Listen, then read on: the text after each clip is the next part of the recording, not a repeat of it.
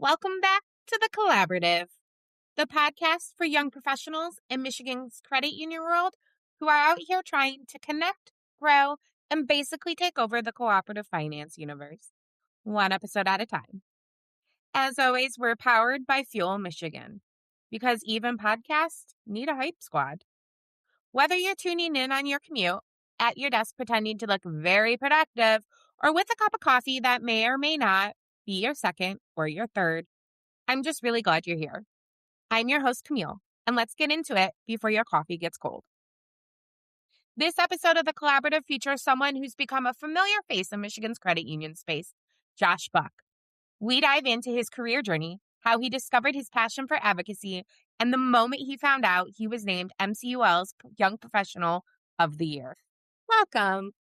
Thank you for joining. All I know about you, other is you're the Fuel state leader, you're advocacy, and you work for Members First Credit Union. How did you get started in that? How have you started from day one to now? That is a story I've been happy to share many times. Also, first off, thank you for inviting me onto the Collaborative podcast. But to answer your question, getting started in credit unions, I originally started at a financial institution when I was living in Seattle, and it was for a very large national bank. Trying not to name names here, but Yeah. worked for a bank, got my start there as a commercial and foreign teller. So all I did was handle business deposits as well as transactions with foreign currency, which, as much as I despised that job, working with foreign currency was actually kind of super fun. Um, but I worked there for about a year before moving back to Michigan. And that institution, they had a sales driven culture there where it's not uncommon for credit unions to have sales goals. But the way this institution ran it, every single product, whether it was a mortgage, an auto loan, a checking account, or a debit card, was all 1 point. And every teller needed to close 100 points a month just to keep their job. That actually wasn't even to get payout at the time. If you wanted payout, you needed to close a minimum of 150 points for a month. I would lose my job the first week. The year that I was there, the branch that I worked at, we had 13 employees, including management. And when I left, 11 of the original 13 people I worked with had either left or been fired over the course of that year. Wow. Yes, it was very cutthroat, and just not a very positive working environment. So after I moved back, I was actually unemployed for a little bit. I was unemployed for about 3-4 months, and push came to shove. It's like, I need to get a job. I really didn't want to go back working for a bank again, because even though I was good at it, I hated who I was while I was working there. It really did feel like I had to be maybe not quite manipulative, but very pushy and salesy just to keep my job, and I did not want to be like that anymore.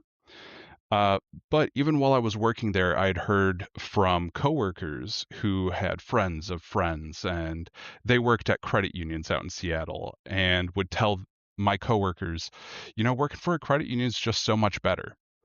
And of course, me being the inquisitive person I am, I would immediately ask, why? What makes them better?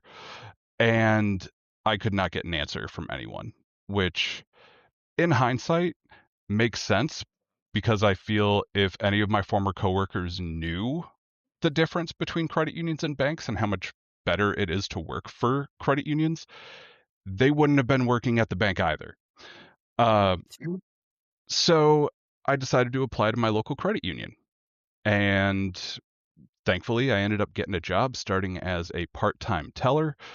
Worked at that credit union, still have many friends there to this day. It was United Financial Credit Union. Shout out to them. Right. Worked there for a couple of years before moving over to Members First. And I've been at Members First. Actually, just celebrated my 10-year anniversary back in February. So, um, I remember seeing that on LinkedIn. Congrats. yeah, thank you very much.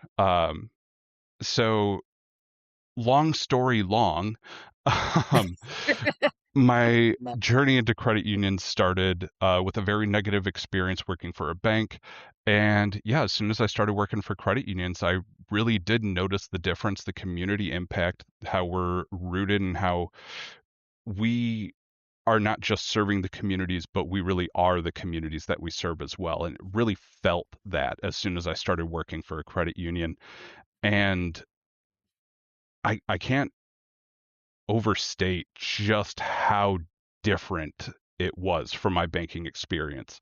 As bad as it was working for the bank, it was inversely as good working for a credit union. And I knew like this is where I want to make my career. I know that banks are cutthroat. I didn't know they were that. And I know that's just like one example of one. I'm terrible at sales. I know for about like I can tell you all the great features and benefits and be like, this is really great. Think about it. But like the moment you say you have to do this to get no, I can't do that. Yeah, Mm-mm. it wasn't great. Although I will say I do know from other people that I knew in the banking industry, the institution that I worked for was notorious for having supposedly the strictest sales goals of the big banks. No. So I don't know if other ones were better or anything. I never worked for another bank after that one. Um, You so just said yeah, bye. yeah, just Not said doing this bye. again. I found credit unions. I'm good where I'm at. I don't want to go back. And then 10 years later, here we are, uh, Yep. Young Professional of the Year award winner, and advocacy. You got the YP for advocacy last year. Yeah. What pulled you into advocacy? So it actually goes back to that transition story from the bank. Oh, Like I good. It all said, ties my in together. yeah, it all ties together. Uh, that difference in experience from working for a bank to working for a credit union was Mhm. so drastic that it had a transformative effect for me. I was, and I don't use this word lightly, I was flabbergasted at the That's a good word, though. difference. Yes, it is. Thank you. Um, to the point where I was dumbfounded. I couldn't believe. I'm like, how did I not know of the difference, like between a bank and a credit union? I always Mhm. thought it was a checking and a savings account, just with a different name. And after experiencing that stark contrast between the two, I felt like I needed to share the word of the good that credit unions can do. Um, it is what kind of lit that fire in me to go out into our communities and start sharing the words. Um, Admittedly, when I first got into credit unions, it was just kind of blind passion. I didn't really know what to do or how to move the movement forward, or even that there was a coordinated movement. I just knew, hey, working for a credit union, this is really good. I should share some of these stories with people. Mhm. Um, After I'd gotten to Members First, all I think all credit unions, we have our annual in-service day where we all meet Yep. and do the annual training. So it was my first in-service day at Members First, and they did kind of like a job fair session, but instead of departments, they had all of the different committees at Members First Oh. had a table. One of which was our credit union advocacy committee. And so I was going around all the tables talking with people at the committees, and I chatted with people at the advocacy table. And I was like, I shared this exact same story that I worked for the bank previously, and I feel like I need to share the word of what credit Mhm. unions can do. And I just never really felt like I had a viable outlet for that, like positive energy. And they invited me to their next monthly meeting. I joined, and I've been on that advocacy committee ever since. it has grown tremendously from what it originally was. I think there were only 5 people in that first meeting that I attended, and we just had a strategic planning session for our advocacy committee earlier this year, and there was probably over 20 people in that room. Um, so That's just insane. being a part, yeah, being a part of that committee, watching it grow over the years, being a part of it and helping to share the words and help out other credit unions as well with some of their advocacy initiatives, it's just been an incredibly positive and humbling experience to be a part of.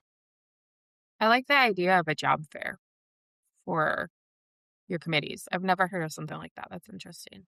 Yeah, I have to give a shout out to our training and development team. They come up with a lot of creative ideas for our in-service days, um, to where I actually have a lot of fun doing them. So, yeah, shout out to them.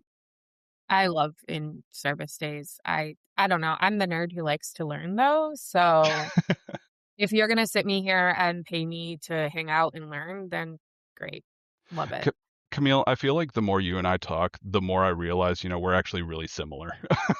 We are. I feel the same way because that's me 100%. I'm just like, okay, got a lot. Yep. And I am Doug from Up. I say that all the time. Like you you show me something shiny and I'm like, oh hi, hello. I can't hence my sticky note of internal audit deliverables for tomorrow. hmm Um with that, because you talked to sorry, brain fog today. You talked to the committee, you've been there. Advocacy is really intimidating. I remember so at Harbor Light for Fuel, we have to write a cover letter on why we should be one of the Harbor Light people for it. And I didn't get it in 2023 because I didn't know, like, I didn't speak about advocacy enough. I didn't understand what it was. And when I asked, I'm the person that if I'm told no, I don't get mad. I just say, okay, how can I get a yes next time I ask? And that's what I did. And I was told, look into advocacy. And advocacy is really intimidating if you don't know what it is or how to start. And so like what would you say to someone who wants to get involved in it, but they don't know if they're ready, they don't know where to start. It's just this thing that they have to do and they don't know. It's very intimidating. So my advice to them would be first to reach out to any kind of chapter contacts, which I understand a lot of young professionals, especially ones just starting out, they may not know who represents their chapter. But ask around at your credit union, see who represents your credit union at the chapter, and then follow up with them, because each chapter has a legislative chair. I happen to be the chair for my chapter, I'm and not even they can surprised. and they can share a lot of good information around like what advocacy is, how people can get involved, as well as if you have any questions around like what are some things impacting the credit union movement, they would likely have some information, as well as the Michigan Credit Union League. I know it can probably be equally as intimidating to maybe reach out to them on a cold email, but Kieran, Deshaun, Todd, Patty, I hope I have never annoyed them with my emails, but in all of the responses I've gotten from them, they've always been happy to discuss anything advocacy related. So, reaching out to some contacts, if you don't have them at your credit union, then trying the chapter or the league, and they would be happy to assist. I will say that about the league, any of them when it comes to advocacy. They're pretty much anybody at the league I have come across has never been in I mean intimidating in a way it's Patty Corkery, right? Yeah. But it's never intimidating to email them and I never feel like I'm necessarily bothering them, even if it's like the most stupid question of you're already on that list serve, Camille. Like I never feel like I'm bugging them. Yeah, I also, before we hop over to the next question, I do also want to say one thing that I've been trying to share with young professionals at Members First, because I guess I need to add another context. So, along the ADHD lines, I go on tangents all the time. Uh, And Same. one of those tangents is at work for every new employee group, we have what we call NEO, New Employee Orientation. And representatives of various aspects of the credit union come in and give a quick, like, 30-minute or 1 hour presentation around, like, cybersecurity, what the collections department does, just various things. Hmm. And I happen to give a 30-minute presentation around the credit union difference, which relates closely with advocacy. And I always end that session with, what is my ask of you? And I like to joke with them. It's like, I'm not going to ask you to go to Lansing and start knocking on lawmaker doors or sending emails and cold calls. Like, that's just no. You don't need to worry about that at all. But one of the most impactful things you can do in terms of advocacy is just being deliberate about paying attention to the impact that you have on your members' lives, especially when there are MSRs in that group. Hmm. They may just get into that rhythm, that routine of cashing checks, handing out money, paying bills each day. But that has the chance to be transformative for a member's life. If they are coming in, you may not know, but they could be stressing. They may not know how they're going to put food on the table for their kids that evening or next week. Or they may be offered a job, but they might not be able to have transportation there. And they're coming in and they just don't know what to do. Having those conversations with the members to where you can pick up on those problems and realize that we actually have solutions to help them out. Hmm. It may be as simple as just having a one-off conversation with people, but that can change their life if you put them in a vehicle that allows them to get to their job, to provide for their family, Yep. and being deliberate about paying attention to those moments and then just sharing those stories, not necessarily with lawmakers. If they want to, great. But even just with their families or their friends, when you're having small talk, hey, what did you do today at work? Like, how was your day? A lot of people, I mean, heck, even we talked about, oh, it's so crazy busy before we started recording. If you're having small talk with a friend and you're like saying the same old, oh, it's been busy, and then one of your friends is like, yeah, I changed a person's life today, that completely changes the energy and will They're stick gonna in their listen. mind. Yeah, they're going to listen. Uh, so that is another thing that I would say is if you're hesitant to get involved like more in the political side of advocacy, you can absolutely still get involved just by sharing the stories of the impact that you are making with your friends and family. That's grassroots at its heart, is just sharing the story of the good that we are doing in our communities and the impact that we're making. And speaking of grassroots, you've spent a lot of time showing up for your credit union and credit unions in general at the grassroots level. What's Do you have an advocacy moment that really struck a chord with you that has stayed with you or just reminds you of why this is important of what we do? So yes, there is a specific memory that I can think of. And that would be my first, it was the CUNA GAC at the time, now the ACU GAC. Okay. And when I attended that, I had been on our advocacy committee for not even a year at the time, but I was very passionate and I was helping out. Um, and the leader of the advocacy committee, she noticed that and was like, I think it would be a great opportunity for you to go to this conference because this is all about credit union advocacy. You dive in head first and you're just immersed in that environment for a full week. Yeah. And I was a little weary. I've never been to Washington, D.C. at the time, had no idea where things were or where to go. I think I actually did get lost a couple of times. Uh, I have a friend who lived in Washington, D.C., and apparently, and I didn't know this, and I like history, it's meant to be that way. It is meant to be confusing to somebody who is on the ground. yep. Uh, I They did a great job. Yeah, I'm trying. I've heard that before too. I'm trying to remember the exact reason, but I don't need to go on another tangent Invasions, just yet. basically. Invasions, Yes, basically. that makes sense. Yep. They didn't think about, the sky, but, I have gotten lost in Washington, D.C., and then my friend told me that, and I said, "Oh, yeah, that makes a lot of sense onto why roads just stop." Yes. Um, so getting back onto the original story Subject. here. Perfect Um, subject. yeah, it was my first GAC where I was there, and from the very first keynote session, I was jaw dropped. Like, I'm holy cow. This isn't just something that people talk about. Like, this isn't just a message that you see people Hmm. saying and just screaming into the void that, like, yep, credit unions are here for their communities, and then you don't see action following up on it. Like, it really is nonstop credit union passion, helping others, people helping people from the moment you get there to the moment you leave. And it was so impactful that it took that little flame of passion that had been being nurtured over the past year while I was on that committee and ignited it into a burning flame. It is a moment that grounded me in my purpose for getting involved in advocacy that I'll still reference back to this day as my why.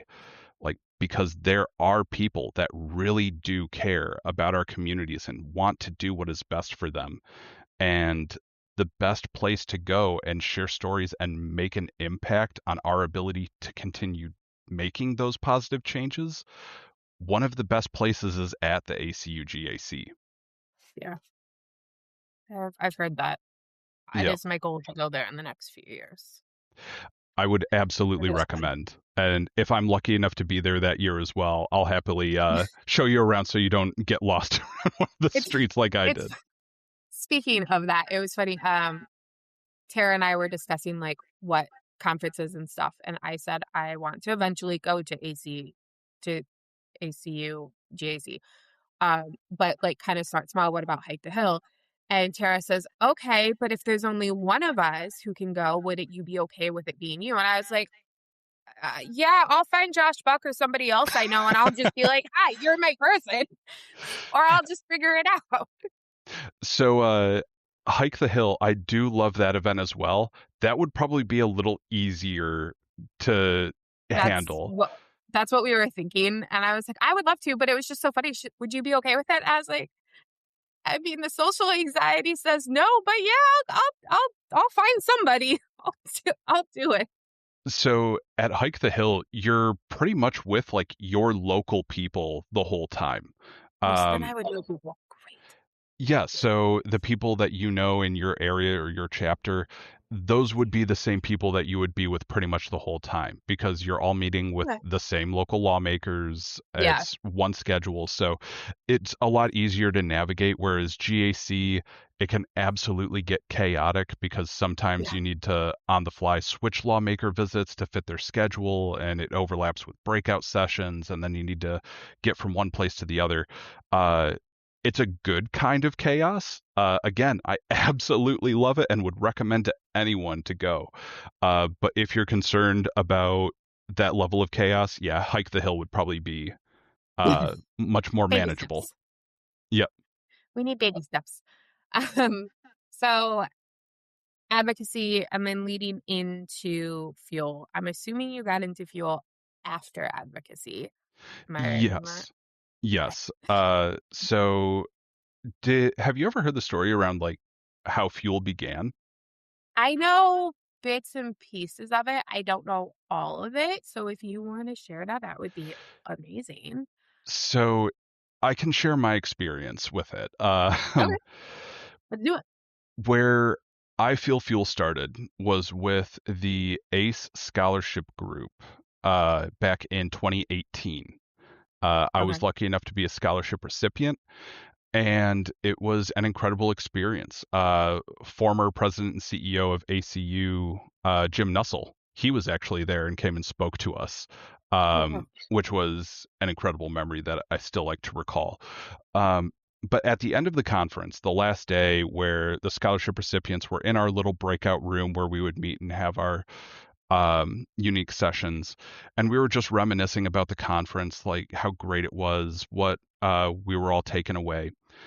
And unfortunately, I don't remember who exactly said it, but I remember one person saying, "Man, I wish I could feel like this every day."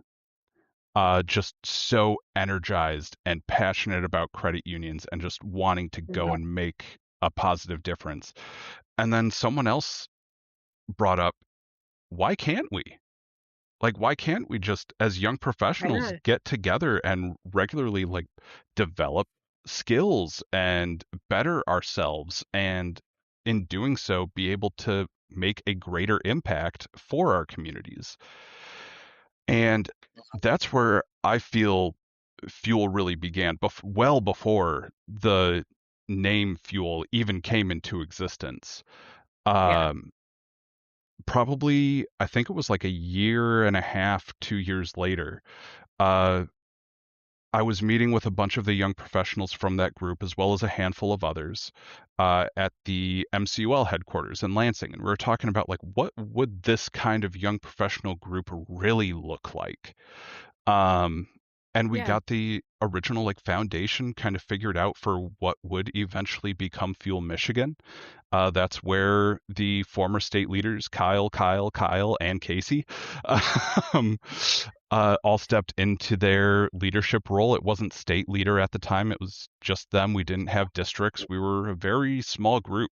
The entire Mhm. group could fit around that one conference table. Um, and I started off as just another member, an ambitious kid who wanted to develop and grow and help others. And it was an incredible experience, from the very first days, where I remember we did a community give back activity where we all, like, made tie blankets to give to a local homeless shelter. Um, and seeing it grow to where we have district events that are similar to that, with other educational opportunities from credit union Yeah. executives all around the state, and then state level events that are, I mean, Hype the Hill was a great one last year. The YP Summit every year. The fact that we can put on, like, conference level events, I would have never dreamed that the group would have grown into something like this. If you were telling me in the very first days that that would happen, I would be shocked. And being a part of that growth over the years has been a tremendous, tremendous opportunity. And I've loved every minute that I've been able to be a part of Fuel. I knew it started very small Hmm. and it kind of came from the idea of attending a conference, but I didn't know like the specifics. And I love that. And it's even being removed from Fuel, as in like I'm not actively in Fuel, I can still see the growth. And it's kind of astounding to see just like every year it gets bigger and bigger. And I love that. Yeah, You guys created something amazing. I love this group. Every year when my birthday comes around, thankfully I still have a couple more years before I'm actually turn 40 and I'm forced to age out.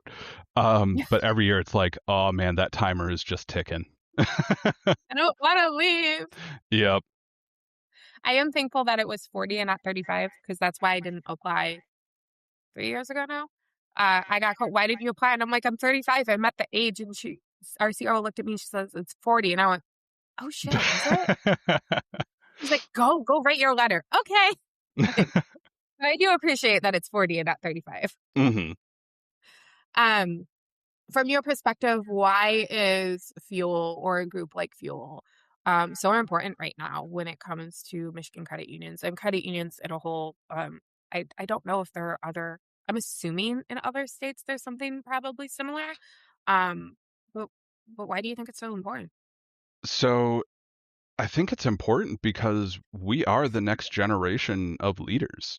Um, Even when we were having, like, those first initial meetings in 2019, pre-COVID, I feel like when COVID happened, it really shined a light on the importance of having a solid succession plan in place Mhm. at your credit union. Like, who is going to step up into these roles when your senior leadership decides to retire? Uh, are they going to be developed? Are they going to be ready to step into those roles? And with all of the downsides that came with COVID, and holy cow, were there a lot of them, Oh uh, yeah. the fact that it shined a light on the importance of having a solid succession plan in place really helped to catalyze the growth and importance of Fuel Michigan in our industry. Mhm. Um, and yeah, I know there's other educations and trainings that you can do, but I have yet to find anything that is really like the experience in Fuel where you can get such a wide breadth of opportunities to develop, not just professionally, but also personally, and have those hands-on opportunities to get out in those communities and still make a difference with other young professionals. Um, yeah, I cannot recommend Fuel enough. I know you mentioned like other credit unions outside the state of Michigan, Yeah. and admittedly, this is more so my opinion and secondhand information.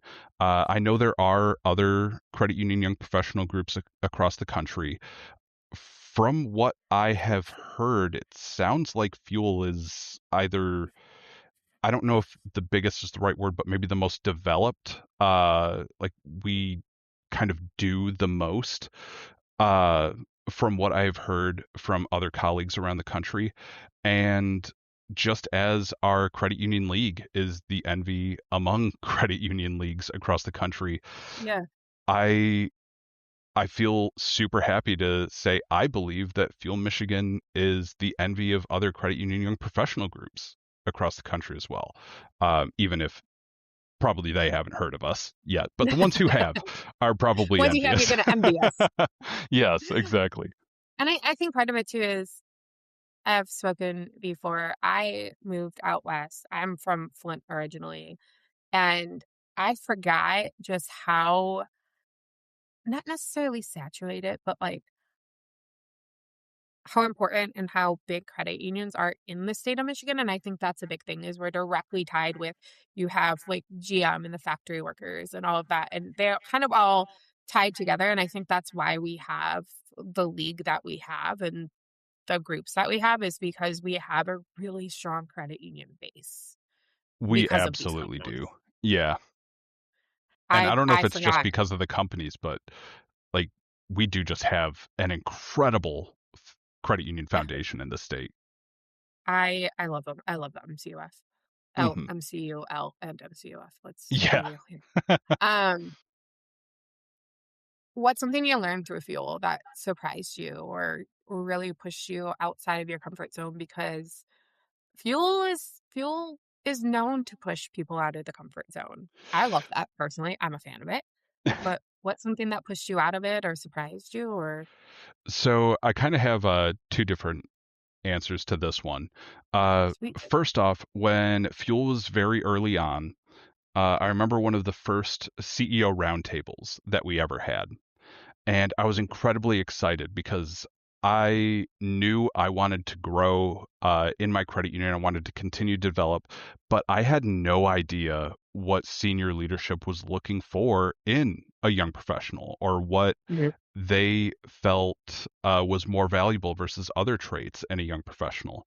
So the first CEO roundtable, I was really diligent in trying to listen to see if I could garner any tips. It's like, what should I be focusing on? How should I go about making myself stand out from all of the other young professionals at the credit Mhm. union?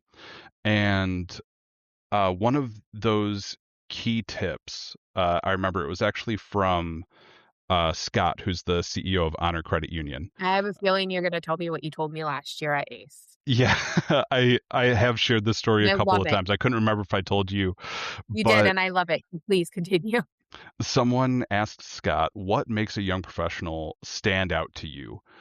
And to summarize Scott's answer, he said, "Someone who comes to him not just with problems, but also with solutions to those problems."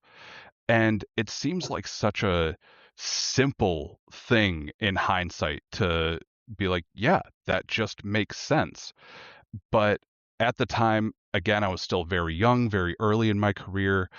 I definitely had a little bit of an ego. I saw myself as a great idea person, like, yep, here's the idea how to fix it. I might not be the person to implement this change, but this is the fix. Now take it and run with it. And during Scott's answer, he mentioned, he's like, one of the last things CEOs need is people putting more on their plate. So I was thinking I was doing a great job by shining a light on these problems that should be fixed. But I was, in essence, just adding on to other people's plates. I wasn't doing a benefit to them. And changing my mindset to be like, oh, if I identify a problem, I'm going to take the time and look into and find a solution for this. And only once I have a viable solution, then bring it to them. Because likely I'll Mhm. need someone else's okay if I want to go around changing stuff. Um, Typically, yeah. but yeah, when you're talking with someone, whether it's your direct leader or senior leadership at your credit union, and you have an idea for a way to improve something, coming to them with that idea, but also a plan to implement it, like taking those first few steps, Mhm. is one of the most pivotal memories that I have in Fuel, and one of the key things that I got from the group. And the second part of that answer, along with pushing people out of their comfort zone, Fuel absolutely has done that for me many times.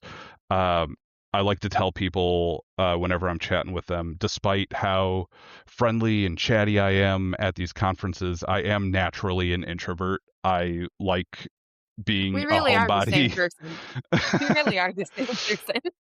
I like being a homebody. I like staying home, playing video games, watching TV. That is Yep. a dream time for me. Uh, so getting out and talking to others, like putting myself out there, public speaking, I knew that public speaking was a key skill that a lot of some of the greatest executives and people in our movement have had.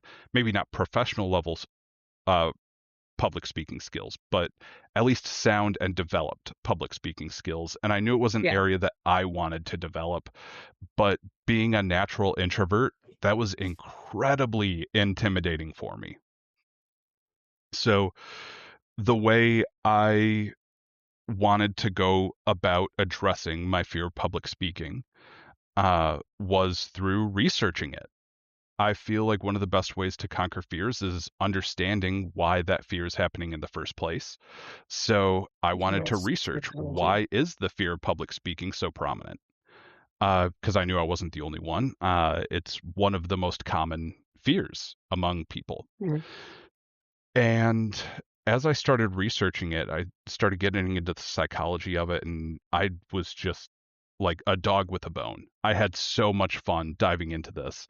And I was a district leader in Fuel at the time for my district. And I was putting the pieces together. I'm like, this is so incredibly helpful. What if I could like take this to the next level? Instead of just helping myself, what if I take this information I'm getting, put it into action, practice my public speaking to share this information with others in my district? And that's exactly what I did. I put together a 30-minute presentation, one of our quarterly district meetings, and I gave a full session around the background around the fear of public speaking, where it comes from, why it's understandable that a lot of people have it, as well as some tips and tricks on how to get over that fear and overcome it. Because at the end of the day, the only way you're going to become a public better speaker is by doing it. Practice Doing makes it. perfect. So if you can overcome that fear to make those first initial steps of trying and practicing that public speaking easier, uh, it's an incredible step forward. And that is one moment that I recall that absolutely pushed me out of my comfort zone. I remember talking with the other district leaders at after that meeting, and I was asking them, I'm like, did I look nervous? Was I freaking out? Was I talking too fast? And they were like, no, you looked fine. And I'm like, really? Because my leg was trembling the entire time I was standing up there. um, My hands were sweating. I didn't yeah. feel great. um, so yeah, that's definitely a moment that pushed me out of my comfort zone. But I would recommend that to anyone. Like, yeah, stepping out of your comfort zone is absolutely scary, but some of the most impactful growth that can happen for a person only Yeah. happens when you step out of your comfort zone. And it's hard. I like my comfort zone. It's comfortable for a reason. Yeah. And also, growing is the name of the game here, and that's important. And Hmm. I can definitely see you trying to figure out the psychology behind it of wanting to know why. Yeah. I know we're already running long, but another time, next conference I Okay. see you at, just pull me aside. I'm happy to share that story with you as well. Yes, please, because I like learning that kind of stuff. Hmm. Um, so moving past that, kind of touched it earlier. You were awarded the MCUL Young Professional of the Year. Hmm. Congratulations. Thank you. Thank I you. honestly was so happy when when I was reading like the little newsletter or whatever that they put out that you got it. I was like, yes, he so deserves it. What was like when you heard about how did you hear about it and what was like your gut reaction when you heard it? Like the first thing that popped into your head. Oh, I was so embarrassed. So this What? story requires a little bit of context as well. Okay. I touched on how I'm a natural introvert, but the way I am and interact with people when I'm in my normal network admin role is vastly different from the way I interact with people when I'm at fuel events or in a fuel meeting or something. One Yeah. is incredibly extroverted, dynamic, and interacting very people oriented. The other one is very digital, very technical, very analytical, diving into firewall logs and traffic and text and command lines where there's not really a whole lot of human interaction to have. Yeah. Uh, so when I originally found out, every quarter I host a quarterly firewall review with some of the others on our infrastructure team and our security team, Okay. where we sit down and we go through every single firewall policy and try to determine how can we secure this more, how can we make it better, is it working the way we want it to, and it's the A lot. shortest, it's like a half day event, but realistically, it's like 3/4 of event. Oh my We have gosh. one big one a year, and that actually takes probably a day and a half. Um, so when I found out, I was actually in the middle of leading that quarter's firewall review. And for someone who normally, when they're in their networking role, is very like locked in, digital, analytically focused, um, and not really leveraging that sort of extroverted energy at all. Uh, the firewall review was interrupted by our senior leadership team. And they came in with like kazoos and hats and like pom poms, and I they see were why you were embarrassed. they were like cheering and making noise. And I'm just sitting there like a deer in the headlights, like, what is going on right now? I don't know how to physically or mentally process what is happening. And, Yep. Secondhand embarrassment over here. I get it. yeah, Now I see why. yeah. So that was really funny in hindsight. But then they eventually told me like what was happening and that I had received the award. And oh my gosh, I not that I like blacked out, but I was so overwhelmed that I did kind of lose myself for a moment. Uh, Understandable. Yes, because this award, Young Professional of the Year, um, I mentioned the ACE Scholarship Group in 2018. That was my first ACE, and at that conference, a coworker of mine at Members First had won Young Professional of the Year that year. So I got to see her go up on stage and accept the award, and then I was like, oh my gosh, that is such a cool award. I love that they're recognizing young professionals. I want to win that award one day. Um, Not that it's Understand. necessarily something that has been like a constant thought, but I still have that memory. I recall it very vividly. Mhm. And when I had heard that I had actually won the award, immediately flashbacks to that moment where it's like, oh my gosh, I like the impact that I've made, everything I've done, my development, it all actually came into light. Because I'm absolutely my own harshest critic. I will downplay my successes Same. and I will definitely beat myself up for my failures more than anyone else ever could. Um, Yep. so having such a clairvoyant moment of just sitting there and realizing that I am actually good at what I do and that I couldn't even comprehend a counter argument, which is something that I would always try to do is like, okay, yeah, that's good, but you can always do better. Like being able to just sit with that and accept such an incredible honor as winning that award. Yeah, I ended up just losing myself for a few moments there, and on top of being incredibly embarrassed by all of Yeah. the cheering and energy that was in the room, and me just sitting there with, I can only imagine the dumbest look on my face. I love that they really just went all out, and Yeah, that is that's amazing. I love it. I like I said, I was so excited to see that you got it. So congratulations. I appreciate that. Thank you, Camille. This huge award. Looking back from starting back in a bank versus now here getting an award, like that path has obviously been, 10 years in the making. And what challenges, setbacks did you have that you thought, maybe I don't want to do this? Did you have any of those, or did you have a setback that you were just like, ugh? Besides COVID, the COVID is its own, just that's a fever dream as far as I'm concerned. So, Yeah. excluding COVID, what kind of setbacks do you think that you've had? Oh, I have had many, many setbacks. Um, let's see. Helped shape me the most.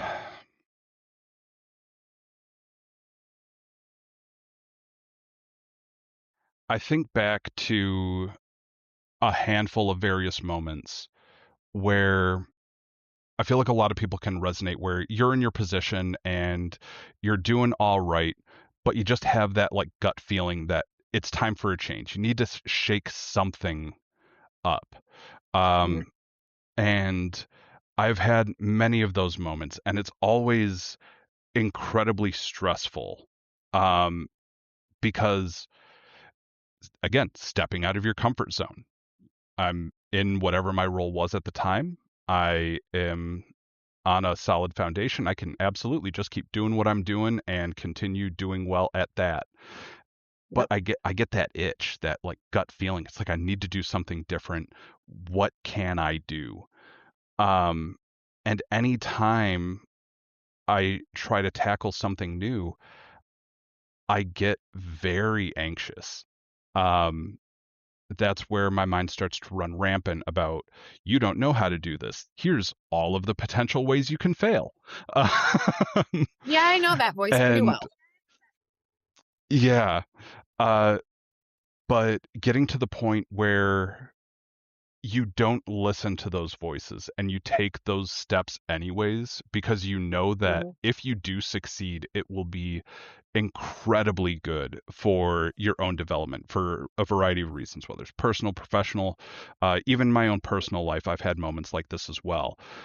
But what helps me get through that and overcome those like anxious setbacks that very well could have prevented me from joining our advocacy committee, getting involved with a chapter, heck, even joining Fuel or applying for that original ACE scholarship. All of Mhm. those were concerning to me because of various reasons. A scholarship, I'd be out of the office for about a week, and it's always so busy. I have projects going on. Like I need to work on this. Like, can I afford to be out of the office for a Right. week? Joining Fuel Michigan, kind of the same argument, but much more of a time commitment. There are quarterly meetings. There's travel. What if it Yep. happens like when there's an issue in IT or something? Just spiraling negative thoughts, but overcoming them anyways. Because I realized that my success or failure in any of those endeavors is entirely within my control. And because of that, it's completely up to me whether or not I fail. So if I just don't accept Yep. to fail, if I'm going to put in as much work as I need to do, work as hard as I need to do to make sure to get as close to a guarantee as I possibly can that whatever I'm working on will be successful or will result in a positive outcome, I'm going to do it. And having that mental certainty that even if it's something that's unknown that I'm signing up for, I'm going to bust my butt and I'm going to do the best that I possibly can and I'm going to knock it out of the park helps me overcome those setbacks and grow much more than I think I ever would have had I not done that. Listen to the negative voice and the, "Oh, you can't do that." Yeah. I mean, I don't know Feel if that. I'd say listen to it, but uh, recognizing it, understanding Yep, it, and overcoming it. that's a big one. Yep. That's a hard one. And I think of that too, especially because I was out of the office for 4 weeks at the beginning of the year. I have to remind myself that, like, it's gonna be there no matter what. Hmm. Like, take the time to develop, even if you're gone for a week, if you're doing a conference or you're doing some kind of learning, like, the work is still gonna be there, I and things are figure it outable, I had is what we heard call it. an analogy, um, actually recently. It was just a couple months ago. Uh, it's another story. Which, if I am taking too much time, let me know. I Because have nothing to do tonight okay. besides game video games, so, like, So I was told the story. It was about a lumberjack. This lumberjack, he takes his saw, goes to work every day, and he spends 12 hours just sawing, cutting down trees all day, every day. And he's looking at his coworkers and sees them taking their like lunch breaks for an hour or 30-minute breaks here, or just in essence putting in maybe like 8 hours of work for the day when he's putting in 12. And it starts to eat at him. It just resonates like he starts to bear like ill feelings towards his coworkers because he feels like they should be working as hard as he is. mhm, And it comes time for his one-on-one with his manager, and the manager gives him like a 3 out of 5 for overall performance, and he snaps. And he's like, "What the heck? I'm out there every day busting my butt for 12 hours while other people are taking their breaks and putting in maybe two-thirds of the time that I am. Like, how are they even employed if I am a 3?" And the manager takes a moment, pauses, and tells them, "They sharpen their saw. Like those 30-minute breaks, they're not just doing nothing. They're sharpening their saw, which allows them to cut down trees much more efficiently than you with your dull blade that's never sharpened, just hacking away for 12 hours at mhm, trees." And it's an analogy for this sort of personal investment that, yeah, it can be daunting to take a week away for a professional development or a leadership course, but that is the equivalent of us sharpening our saw so that when we do come back, we can do our jobs that much better. And it's so important that we take those moments to sharpen our saw because otherwise we're going to end up just grinding and grinding and leading ourselves directly into burnout. yeah, and burnout, it's not fun ever. I've Yeah. been there No. twice to a full burnout, and it's no, no, we like to Yep. avoid that, and yeah. Um, for someone who wants to get involved, grow, become, recognized by the MCUL for Young Professional of the Year, what's one piece of advice that you wish you heard earlier in your career? Hmm. Need to think on this one for a moment. One piece of advice.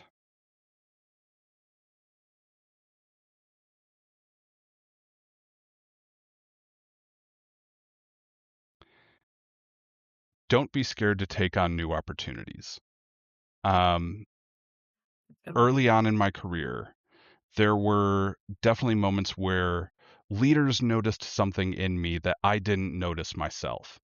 and they would be like, hey, there is this project that we think you could contribute on, or there's this other thing that we think you would do really well in. And I would look at that and be like, I'm already super busy. Like, that's not even related to what I'm doing. Like, I need to make sure that I am investing my time in the part of my life that I'm getting paid for. And it's only once I realized that they were offering those positions or opportunities to me because they saw something in me and they wanted me to grow in being a part of that, that I started to accept that, and again, stepping out of my comfort zone. And that would be some of the advice that I could give, is just be open to those opportunities.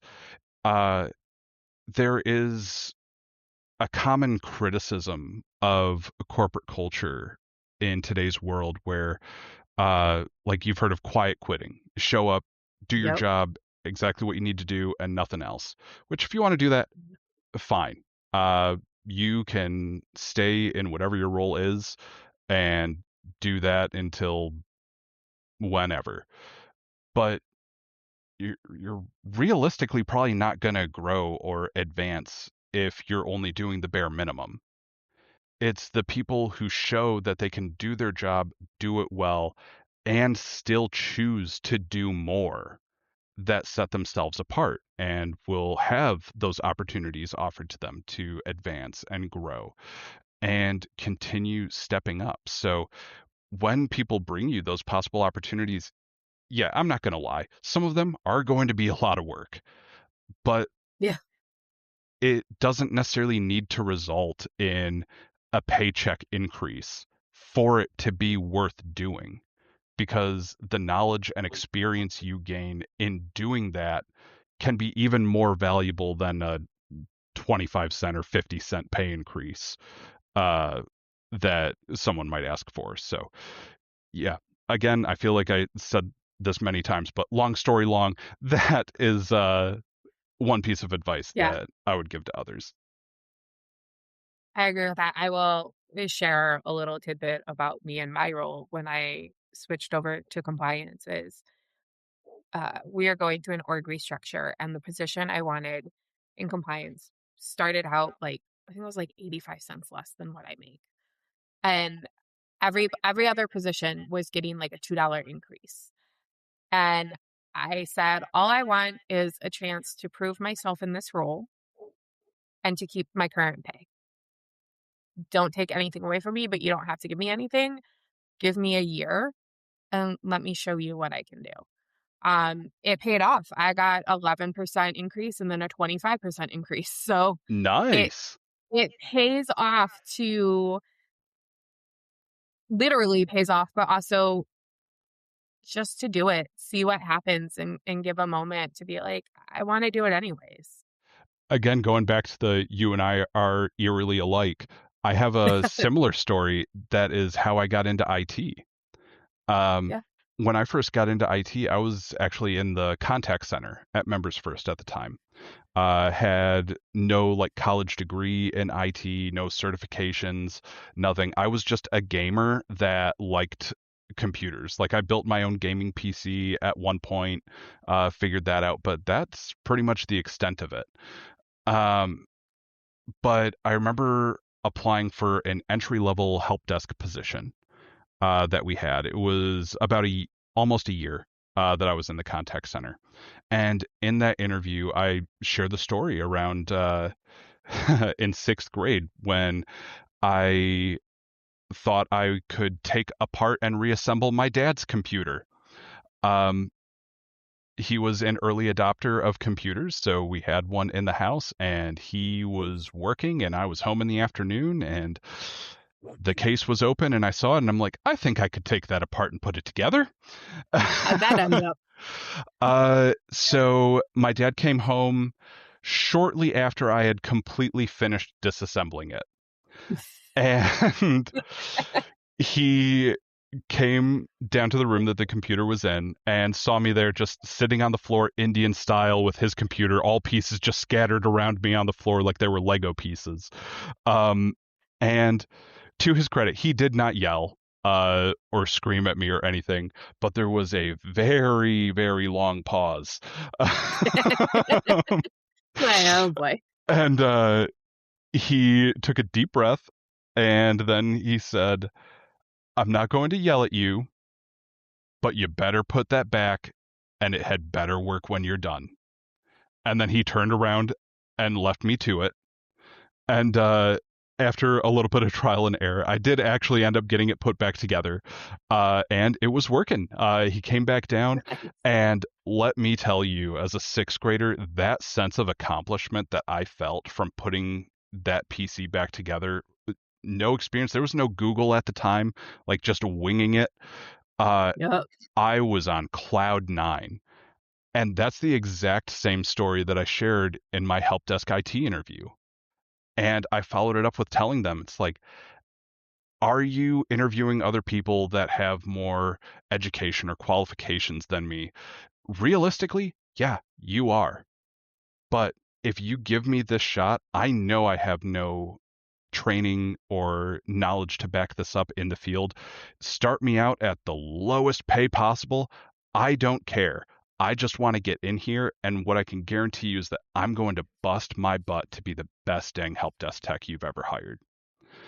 And they ended up giving me a shot, and I've been in IT the last 9 years, working my way up, and now I'm network admin.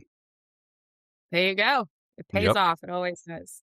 Yeah. Um, the final question is the one that I ask everybody, but if and you've shared a lot of moments, so I don't know if it's one of them or another one, but is there like a specific moment that you think, yeah, this is why I'm here. This is why I do it. This is what it's about.